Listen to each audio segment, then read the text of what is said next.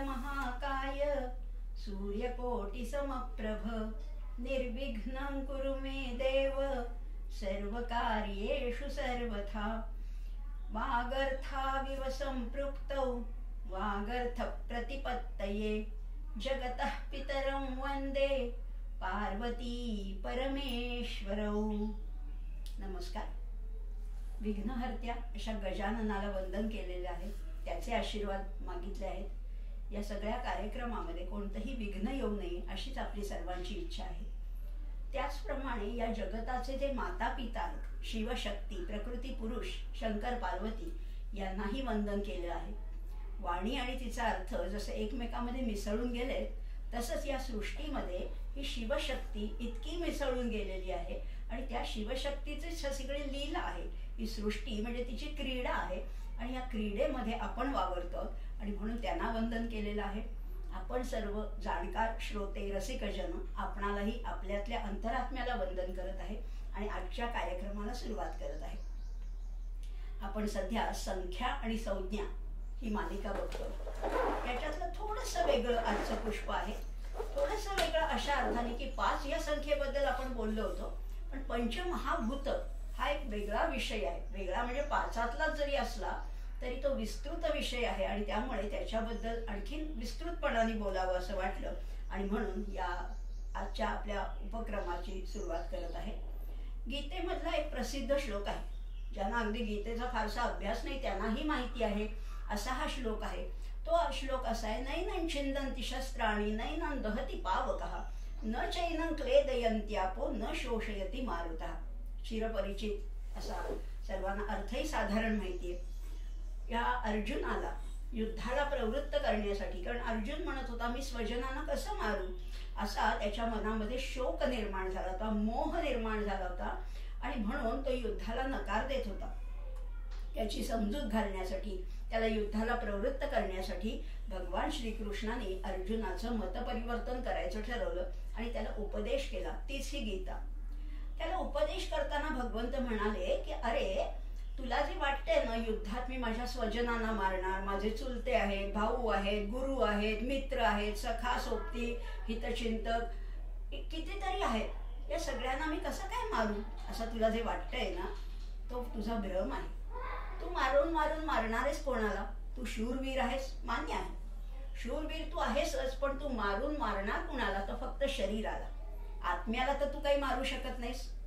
आत्मा हा अमर आहे, अविनाशी आहे आणि या आत्म्याला कुणीच, तूच काय, या जगातली कुठलीही शक्ती या आत्म्याला मारू शकत नाही. म्हणजे बघ ना, नैनं छिन्दन्ति शस्त्राणि, कुठल्याही प्रकारची शस्त्र या आत्म्याला स्पर्श सुद्धा करू शकत नाही.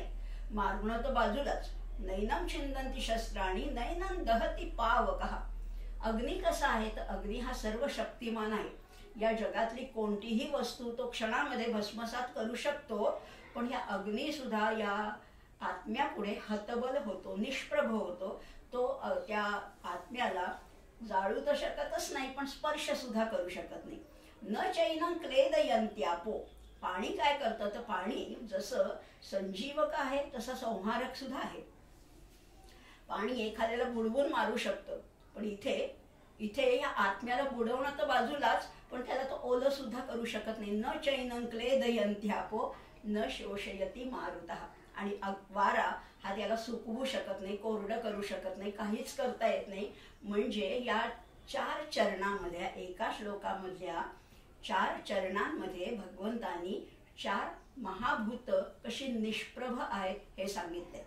म्हणजे शस्त्र म्हटलं तर शस्त्र, नैनं छिन्दन्ति शस्त्राणि, याचाच जर का विचार करायचा झाला तर शस्त्र काय आहे बघा. आता आपण आणखीन सखोल विचार करूया. शस्त्र म्हणजे काय असतं? कुठलंही शस्त्र घ्या, अगदी ढाल तलवार घ्या, धनुष्यबाण घ्या, चक्र घ्या, गदा घ्या, किंवा अगदी आजचं AK-47 जरी घेतलं तर ही सगळी शस्त्र आहेत ना, ती कशापासून बनलेली आहेत तर पृथ्वी तत्वापासून बनलेली आहेत. पृथ्वी तत्व म्हणजे काय आहे तर पृथ्वी तत्व म्हणजे जे जे काही घट्ट आहे, जे सॉलिड आहे, ज्याला वजन आहे, जे पृथ्वीपासून निर्माण झालेलं आहे. म्हणजे अगदी अश्मयुगातली शस्त्र घेतली तरी सुद्धा ती दगडांची बनलेली होती, त्यामुळे ती सुद्धा पृथ्वी तत्वाचीच आहे. किंवा अगदी धनुष्यबाण घ्या किंवा तलवार घ्या, ढाल घ्या, ही सगळी शस्त्र म्हणजे खनिजापासून निर्माण झाली, कुठल्या तरी धातूपासून. किंवा अगदी आजची स्टेन गन घ्या, AK-47, कुठलीही बंदूक, कुठलीही आजची शस्त्र, अगदी बॉम्ब जरी घेतला तरी हे सगळं पृथ्वी तत्वापासून तयार झालेलं आहे. म्हणजे ही इतकी पृथ्वी इतकी विशाल, इतकी व्यापक असून सुद्धा त्या आत्म्यापुढे ती निष्प्रभ आहे, हतबल आहे. अग्नी तर सगळ्यांना कुणालाही भस्मसात करू शकतो, पण तोही इथे काहीच करू शकत नाही, कारण आत्म्याला त्याचा स्पर्श सुद्धा होत नाही.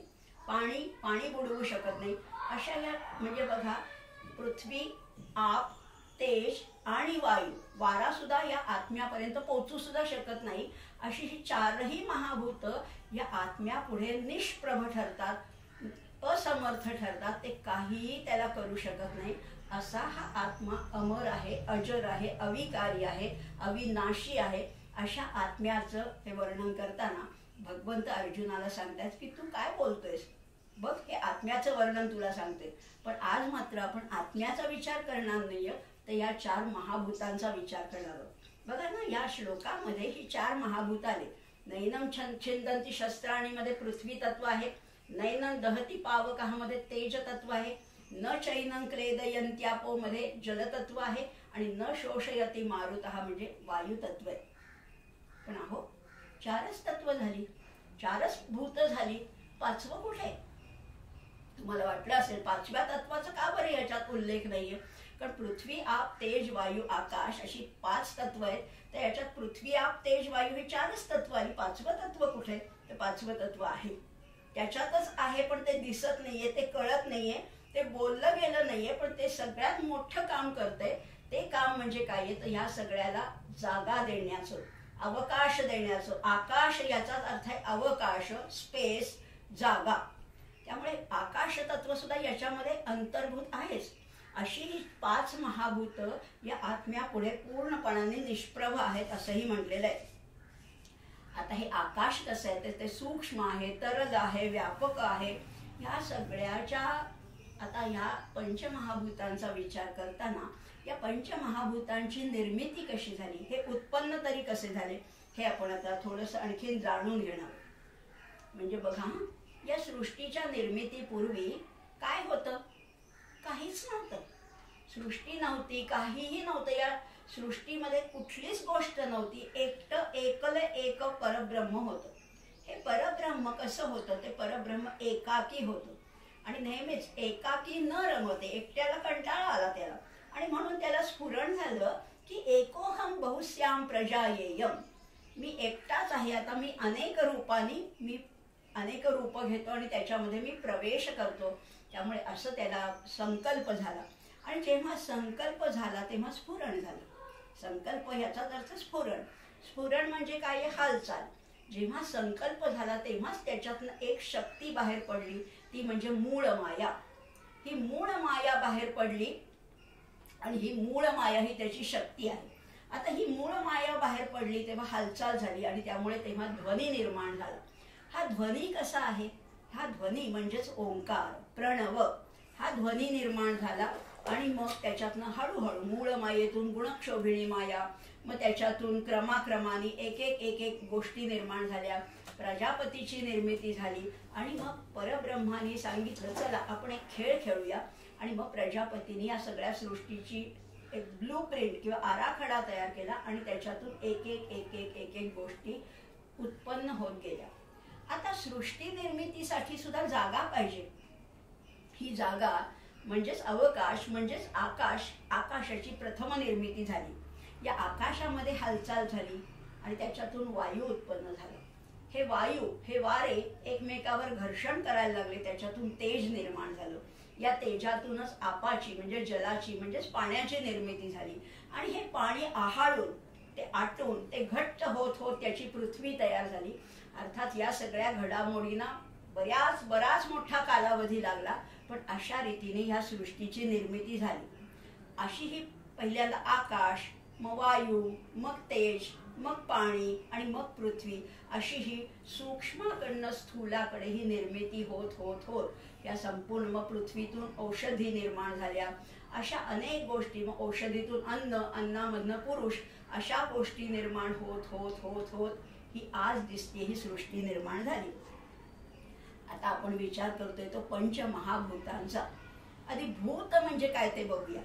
भूत याचा अर्थ भू धातूचं हे क भू धावी आहे. भूपासनं बनलेलं, घडलेलं, निर्माण झालेलं म्हणजे भूत. बरं, भूत नुसतं निर्माण झालेली ही लहानशी गोष्ट नाहीये, तर ही मोठी गोष्ट आहे, म्हणून याला महाभूत म्हटलंय. आणि ही 5 आहेत, संख्येने 5 आहेत, म्हणून त्याला पंचमहाभूत असं म्हटलेलं आहे. ही पंचमहाभूतांची निर्मिती झाली, पण ही कशी होती? ही सूक्ष्म स्वरूपामध्ये होती. म्हणजेच त्याला दासबोधामध्ये अपंचीकृत महाभूत असं म्हटलेलं आहे. आता या प्रत्येक भूताचं स्वरूप वेगळं आहे, त्याचे गुणधर्म वेगळे, त्याचं कार्य वेगळं आहे, त्याचे परिणाम वेगळे आहेत. आणि मग हळूहळू या अपंचीकृत महाभूतापासून पंचीकृत महाभूत निर्माण झाली. पंचीकृत महाभूत याचाच अर्थ असा आहे की जे महाभूत आहे, समजा पृथ्वी घ्या, पृथ्वीमध्ये 50% पृथ्वी आहे आणि उरलेले 50% जे आहेत ते 12.5% इतर 4 भूतांचा अंतर्भाव आहे. अशी ही 100% पृथ्वी निर्माण झाली. म्हणजे नुसती पृथ्वी जरी म्हटली तरी त्याच्यामध्ये तेज आहे, त्याच्यामध्ये आप आहे, वायू आहे आणि आकाश सुद्धा आहे. या सगळ्या महाभूतांचं एकत्रीकरण म्हणजेच ही पंचीकृत सृष्टी किंवा पंचीकृत महाभूत असं म्हटलेलं आहे.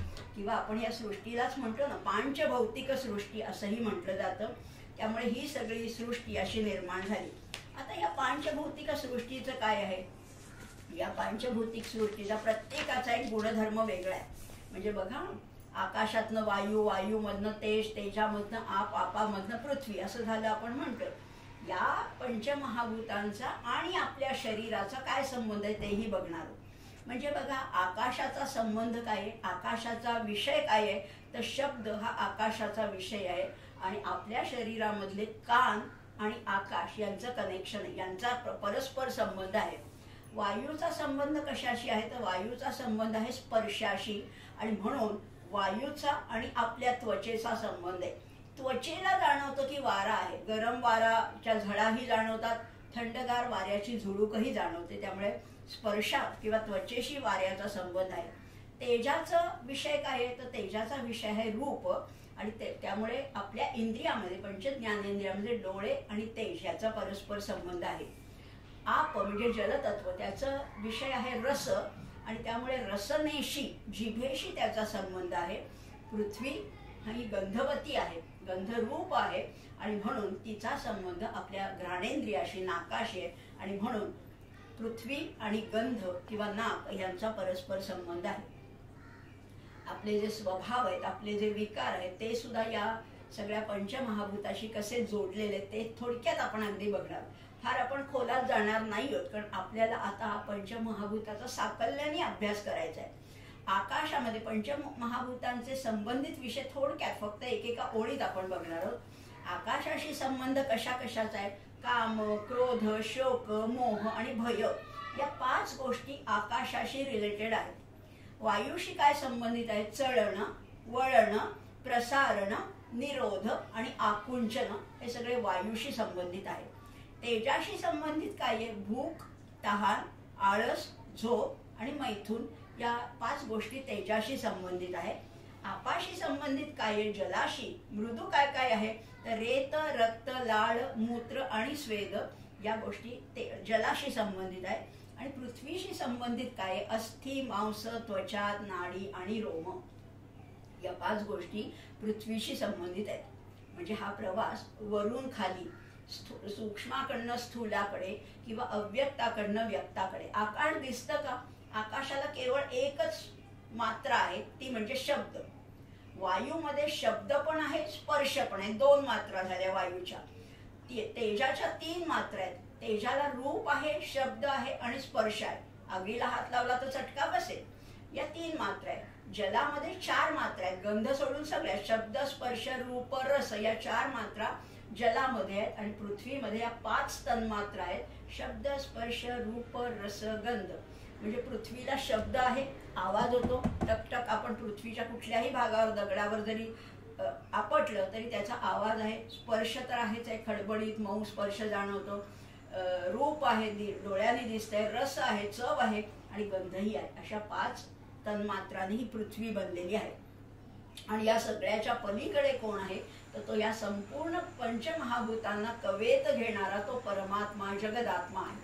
आपले प्रवचनकार किंवा कीर्तनकार म्हणतात, भूजल तेज समीरख, भूजल तेज समीरख, रवी शशी काष्ठादिकी असे भरला, स्थिरचर व्यापुनी अवघे, तो जगदात्मा दशांगुळे उरला.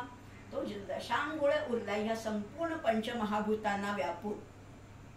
आता ही ओळखायची कशी?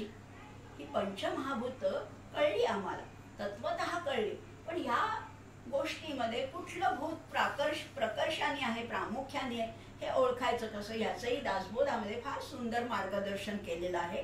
म्हणजे बघा, जे जे जड आणि कठीण ते ते पृथ्वीचे लक्षण. जे जे जड आहे, ज्याला वजन आहे, अगदी कापूस म्हणलं तरी कापसाला वजन आहे, या पुस्तकाला वजन आहे, या खुर्चीला, या टेबलाला, या घराला, प्रत्येक गोष्टीला ज्याला वजन आहे ते सगळं पृथ्वी तत्व आहे.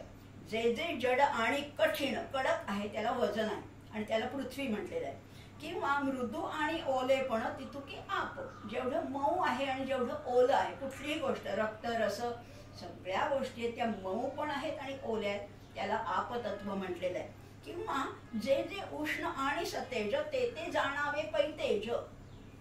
सूर्य, चंद्र, ग्रह, नक्षत्र, तारे, दिवा, समय, निरांजन ही सगळी तेज तत्व आहे, कारण त्याच्यामध्ये उष्णता आहे आणि तेज आहे. वायूचं लक्षण काय आहे? चैतन्य आणि चंचळ. तो हा वायूची केवळ जो चंचळ आहे आणि चैतन्य आहे, त्याच्यामुळे वाऱ्यामुळेच आपल्याला चैतन्य मिळतं, तो वारा आहे. शून्य आकाश निश्चळ, आकाश जाणावे. आणि जिथे शून्य आहे, जिथे काहीच जाणवत नाही, तिथे आकाश तत्व आहे, असं समर्थानी दासबोधामध्ये फार सुंदर त्याचं विवरण केलेलं आहे.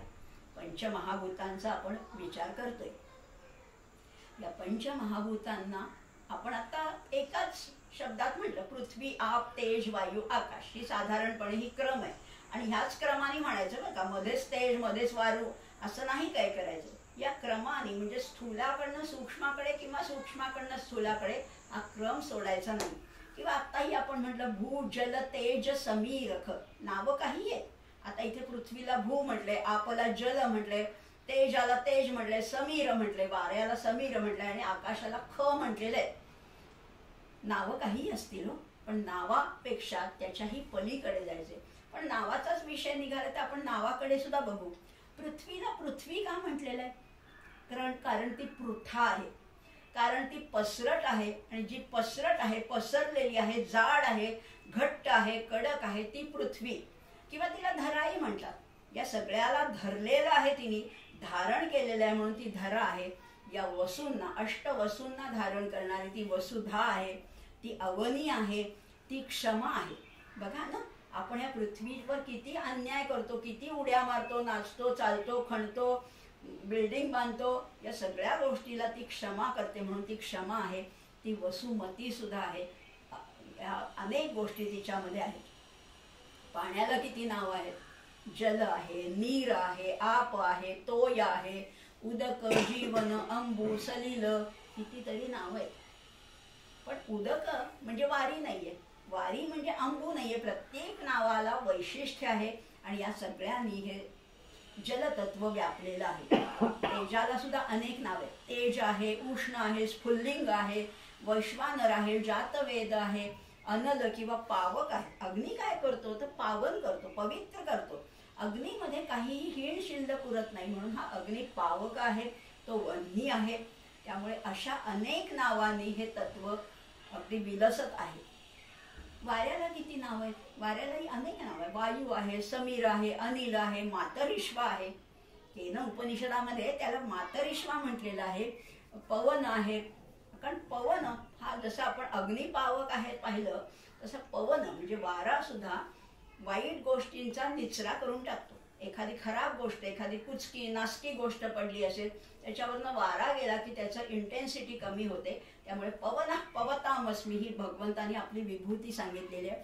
असा पावन करणारा, शुद्ध करणारा हा वाराच आहे. आणि आकाशाचं तर काय विचारावं. आकाशाला तर अनेक नाव आहे. आकाश आहे, अंबर आहे, गगन आहे, नभ आहे, अवकाश आहे, अशा अनेक नावांनी हे व्यापलेलं आहे. अशी पंचमहाभूतांना नावं तर अनेक आहेत. पण अगदी ज्यांच्याकडे प्रतिभा आहे अशा गदिमांनी ह्याचाच उल्लेख फार वेगळी पंचमहाभूते थोडीशी आपल्याला दूरची वाटतात किंवा काहीतरी अवघड वाटतात. पण गदिमांनी आपल्या गीतामध्ये त्याचं इतकं सुंदर वर्णन केलेलं आहे. माती पाणी उजेड वारा तूच मिसळशी सर्व पसारा. बघा आता माती म्हणजे काय, शेवटी पृथ्वी तत्व आहे. पाणी म्हणजे काय, आप तत्व आहे. उजेड म्हणजे काय, तेज तत्व आहे. आणि वारा म्हणजे वायू तत्व आहे. आणि त्यांनी सुद्धा या 4 तत्वांचा उल्लेख करून नंतर आकाशाचा उल्लेख केलाय. माती पाणी उजेड वारा तूच मिसळशी सर्व पसारा. नाहीतरी परमात्म्याने काय केले, या चारी भूत एकमेकांमध्ये कालवली आहे. आणि त्या कालवलेल्या एकूण त्या मिश्रणातनं आकाशचं मग आभाळचं मग ये आकार. आभाळ म्हटले ना, आकाश सुद्धा नाही, आभाळचं मग ये आकारा.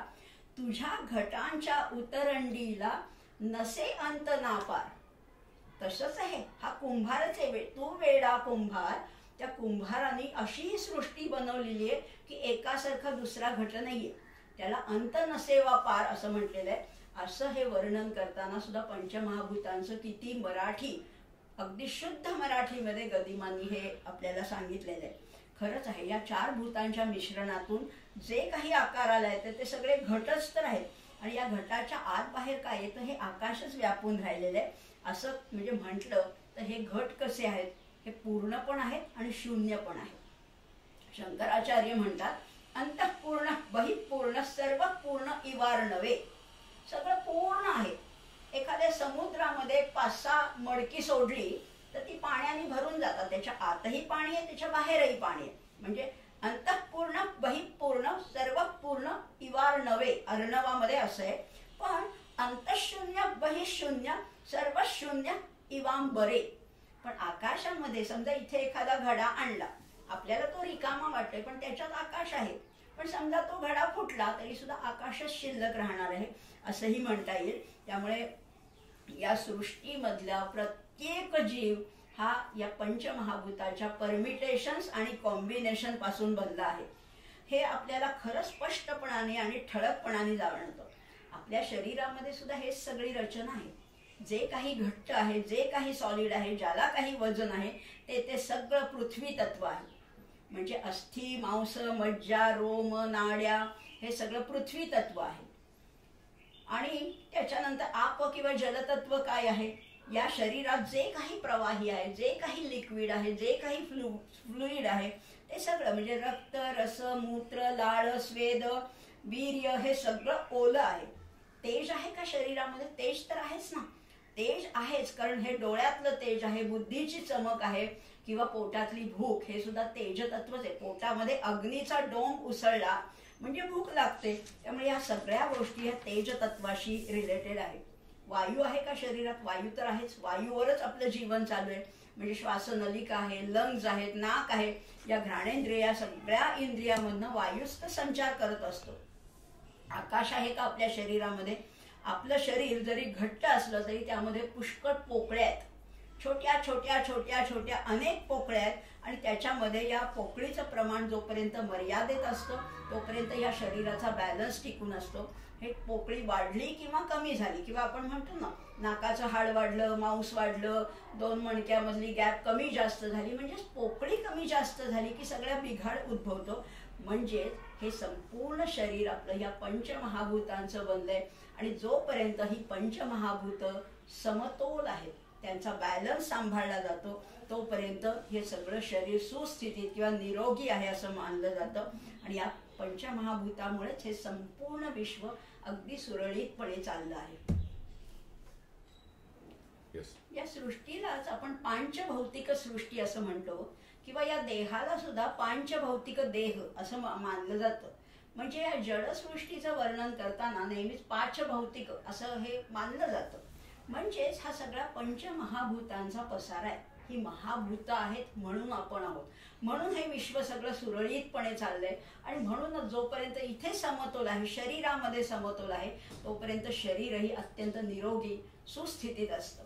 आता ह्याचं या पंचमहाभूत जशी परमेश्वराने सूक्ष्मापासून स्थूलापर्यंत एक एक एक एक करत निर्माण केली, त्याचं आपल्याला कृतज्ञता व्यक्त करायला पाहिजे. जरी आपणही तेच असलो तरी त्या परमेश्वराविषयी, त्या पंचमहाभूतांचं एवढं मोठं कार्य आहे, एवढ्या मोठ्या कार्याविषयी आपण कृतज्ञता तर निश्चितच व्यक्त करायला पाहिजे. मग कशी व्यक्त करायची, त्याला कुठे नमस्कार करायचा? तर आहे ना, आपल्याकडे सगळ्या सोयी केलेल्या आहेत. आपल्या ह्या हिंदू संस्कृतीमध्ये तर सगळ्यांना वंदन केलेलं आहे. म्हणजे आपण सगळ्यात अगदी प्राण्यांना वंदन करतो, गायीची पूजा करतो, बैलाची पूजा करतो, नागाची करतो, वडाची करतो. आपल्याकडे सगळ्याच्या पूजा सांगितलेल्या आहेतच. म्हणजे त्यातून त्या माध्यमातून आपण पंचमहाभूतांना वंदन नेहमीच करत असतो. पण साधी गोष्ट घ्या, कुठलीही साधी सत्यनारायणाची पूजा असू दे किंवा अगदी ग्रहमुख असू दे किंवा लघुरुद्र असू दे, कुठल्याही मोठ्या पूजेच्या सुरुवातीला गुरुजी आपल्याला सांगतात, आपले पुरोहित जे असतात ते आपल्याला सांगतात, पहिल्यांदा तुम्ही जिथे बसला आहात त्या आसनाची पूजा करायची. आपल्याला तिथे तीर्थ शिंपडायला सांगतात. म्हणजेच आसनाची पूजा म्हणजे नेमकी काय आहे, तर ती पृथ्वी तत्वाची पूजा आहे. तुम्ही पाटावर बसला असाल, तुम्ही एखादं लोकरीचं आसन घेतलं असेल, कशावर ज्याच्यावर बसला असाल त्याची पूजा करणं म्हणजेच पृथ्वी तत्वाची पूजा करणं आहे. आपण जो पूजेसाठी कलश घेतला असतो, तांब्या घेतलेला असतो, त्याला सुद्धा गुरुजी सांगतात त्याला हळद कुंकू गंध लावा, अक्षदा लावा आणि त्याला नमस्कार करा. म्हणजे ती जलतत्वाचीच तर पूजा आहे. पृथ्वी तत्वाची पूजा आहे, जलतत्वाची पूजा आहे, तेज तत्व म्हणजे समई असेल, निरांजन असेल, ह्याचीही आपण पूजा करतो. म्हणजेच त्या तेजाविषयी कृतज्ञता निर्माण करतो.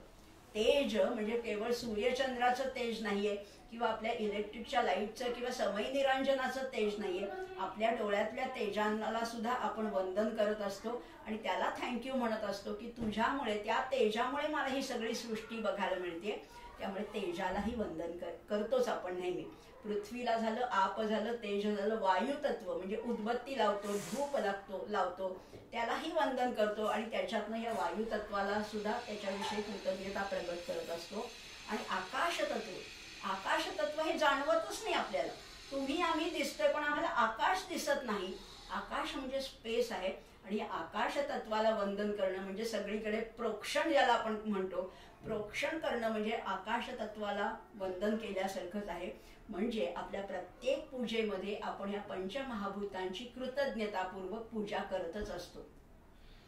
एवढीच पूजा पुरेशी नाहीये. म्हणजे सगळीकडे आता अगदी बघा, या पंचमहाभूतांचा उल्लेख सगळीकडे आहे. म्हणजे अगदी अथर्वशीर्ष घ्या तुम्ही, कुठलंही स्तोत्र घेतलं तरी त्याच्यामध्ये पंचमहाभूतांचा उल्लेख आहेच आहे. अथर्वशीर्ष हे जरी गणपतीचं असलं तरी त्याच्यामध्ये ह्या परब्रह्माचीच पूजा आहे. तू कसा आहेस, गणपतीला म्हटले त्वं गुणत्रयातीतः त्वं देहत्रयातीतः. आणि हे म्हणताना असंही म्हटलंय त्वं भूमी रापो नलो निलो नभः. तू कोण आहेस, भूमी आहेस तूच आहेस म्हणजे पृथ्वी तत्व तूच आहेस, आप तूच आहेस, अनल म्हणजे अग्नी. अनलचा अर्थ फारच सुंदर आहे. अनल हा अग्नी कसा आहे, जो कधी अलम म्हणत नाही, जो कधी पुरे म्हणत नाही, जो कधी ज्याची कधी तृप्ती होत नाही, असा हा अनल आहे. त्वं भूमी रापो नलो आणि अनिल म्हणजे वारा आणि नभ हा शब्द वापरलाय. नभ आकाशाला नभ म्हणलंय. असा तू आहेस आणि याच्याही पलीकडेही तूच आहेस अशी गणपतीची प्रार्थना केली. त्याला वंदन करताना, त्याचं स्तवन करताना या पंचमहाभूतांचाच आधार घेऊन तुला मी वंदन करत आहे असं म्हटलेलं आहे. किंवा गीतेमध्ये घ्या, गीतेमध्ये 7व्या अध्यायामध्ये म्हटलंय भूमिरापो नलो वायु खं मनो बुद्धिरेवच. इथे ह्याच पंचमहाभूतांचा उल्लेख आहे. किंवा अगदी तैत्तरीय उपनिषदामध्ये सुद्धा म्हटलेलं आहे. या सृष्टीच्या निर्मितीचा क्रम सांगताना त्याच्यात म्हटलेलं आहे तस्माद्वात एतस्मात् आत्मनो आकाशः संभूतः. त्या परब्रह्माने या आपल्यापासनं हे आकाशाची निर्मिती केली. आकाशात वायू, आकाशापासून वायू निर्माण झाला. वायो अग्निः, अग्नेः आपः, अद्भ्यः पृथ्वीः, पृथिव्याम् ओषधः, पृथ्वीपासून औषधी निर्माण झाल्या, म्हणजेच वनस्पती निर्माण झाल्या.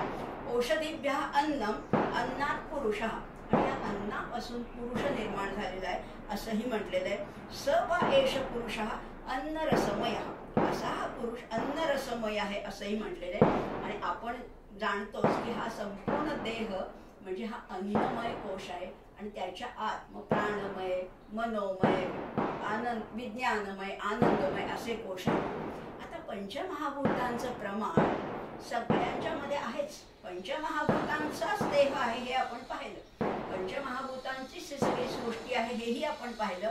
आता आणखीन एक त्याच्यातलाच एक पैलू बघणार आहोत की पंचमहाभूतांचं प्रमाण प्रत्येकाच्या शरीरामध्ये भिन्न भिन्न असतं.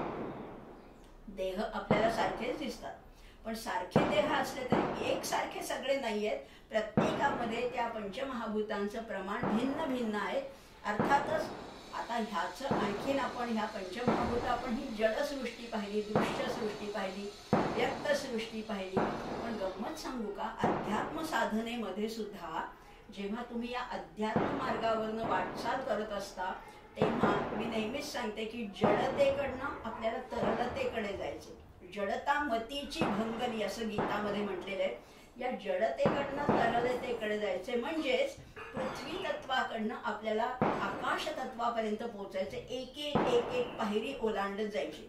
म्हणजे ध्यान साधनेमध्ये जेव्हा तुमचं शरीर तरल होतं, हलकं होतं, तेव्हा फार ज्यांची साधना अगदी मोठ्यापर्यंत पोचलेली आहे, अंतापर्यंत पोचलेली आहे, त्यांचा देह काहीसा उचललाही जातो असं म्हणतात. कारण त्यांचा जड देह तरल झालेला असतो आणि तरल बुद्धीला लवकर आकलन होतं असंही म्हटलेलं आहे. पण आता आपण बघणार आहोत पंचमहाभूतांचं जर का वेगवेगळं प्रमाण वेगवेगळ्या व्यक्तींच्या शरीरात जर का असेल तर त्याचे काय काय परिणाम होतात बघा, थोडंसं ते समजावून घेऊया.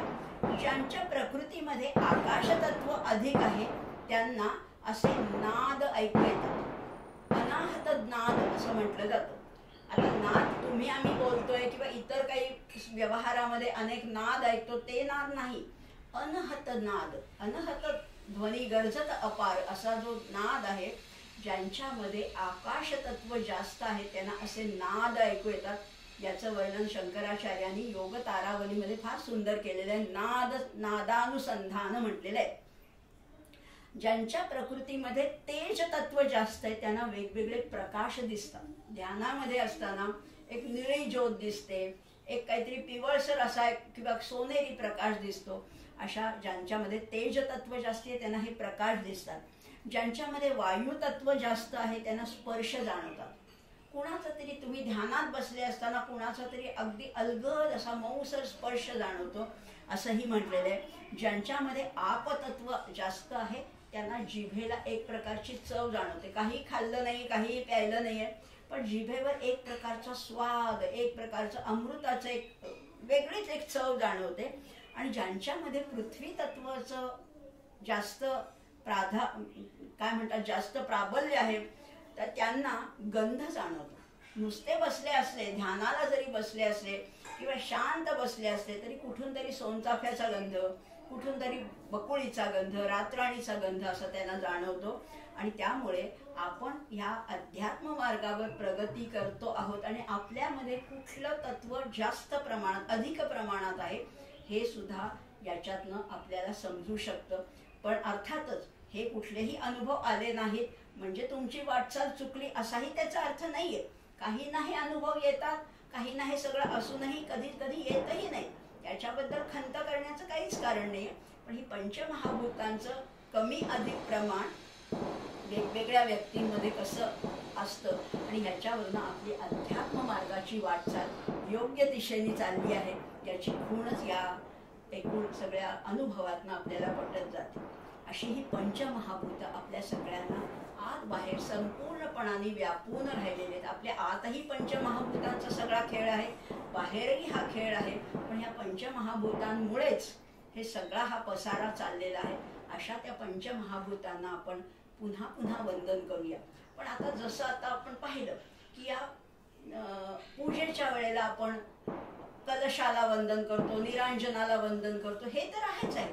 पण रोज कुठे पूजा असते आपल्याकडे? कधीतरी वर्षातनं 1-2 वेळा पूजा असते. पण रोज कुणाला वंदन करणार? तर रोज आपल्याला हे वंदन करणं सहज शक्य आहे. पंचमहाभूतांबद्दल रोज 24 तासातनं किमान एकदा तरी कृतज्ञता बाळगायची. ती कुठे बाळगायची? कुठे पंचमहाभूतांचं मंदिर? ते आपल्या स्वयंपाकघरातच आहे, आपल्या घरातच आहे. म्हणजे बघा ना, तुम्ही रोज जेव्हा स्वयंपाकघरात जाता, पहिल्या चहाला जेव्हा सुरुवात करता, तेव्हा पहिला वंदन त्या पृथ्वी तत्वाला, म्हणजे तुमच्या स्वयंपाकघराचा जो ओटा आहे त्याला पहिला नमस्कार करायचा. काही तुम्ही सुरुवात करण्यापूर्वी पहिला नमस्कार त्या पृथ्वी तत्वाला करायचा. ते आप आहे, शेजारी सिंक असतं, नळ असतो, त्याला एकदा वंदन करा. कारण तो आहे, ते पाणी आहे, म्हणून आपले सगळे व्यवहार चालतात. एक दिवस पाणी आलं नाही की आपल्या तोंडचं पाणी पडतं. त्यामुळे पाण्यालाही नमस्कार केलाच पाहिजे. पृथ्वीला नमस्कार, पाण्याला नमस्कार, तेज तत्व म्हणजे जी तुमची गॅसची शेगडी आहे तिलाही नमस्कार केलाच पाहिजे. पण त्याच्यामुळेच आपलं हे अन्न शिजवण्याचं जे कार्य आहे ते होतं. किंवा काय मायक्रोवेव्ह असेल, जे काय तुमच्याकडे हॉट प्लेट असेल, त्या कशाला तरी नमस्कार करा. तेज तत्वाला आहे. वायू तत्व आहे. खिडकी असतेच, वाऱ्याला नमस्कार करा. आणि खिडकीतनं बाहेर दिसणारं जे अगदी अफाट अथांग असं आकाश आहे त्यालाही वंदन करायचे. म्हणजेच रोज क्षणभर तरी आपण ही प्रार्थना करायचीच आहे. हे पृथ्वी, आप, तेज, वायू, आकाश, पंचमहाभूतांनो, तुम्ही, तुमचा हा बॅलन्स आहे, तुमचा हा समतोल आहे, हा असाच कायम राहू दे पिंडातील आणि ब्रह्मांडातील. फक्त माझ्या शरीरातलं नाही, तर या ब्रह्मांडामध्ये जो तुमचा समतोल आहे, कधीतरी एकदम अचानक वादळ होऊ नये, कधीतरी पूर येऊ नये, कधीतरी भूकंप होऊ नये, हा सगळा समतोल आहे, हा तुमच्यामुळेच हा कायम राहणार आहे. असं म्हणून रोज त्यांचे आशीर्वाद घ्यायचे. रोज त्यांच्याबद्दल क्षणभर का होईना कृतज्ञता प्रगट करायची. आणि असं केलं तर ही पंचमहाभूत आपल्याला सहाय्यकारी होतील, उपकारक होतील, मदतनीस होतील. आणि ती कधीही आपल्याला संहारक किंवा जीवघेणी ठरणार नाही. याच्यासाठी या पंचमहाभूतांबद्दल आपल्याला नेहमीच कृतज्ञता बाळगायची. एवढंच आपण बोलूया. या पंचमहाभूतांना, या पृथ्वी, आप, तेज, वायू, आकाशांना वंदन करूया आणि इथेच थांबूया. सर्वेपि सुखिनः सन्तु, सर्वे सन्तु निरामयाः, सर्वे भद्राणि पश्यन्तु, मा कश्चित् दुःखमाप्नुयात्. ओम शांती शांती शांती.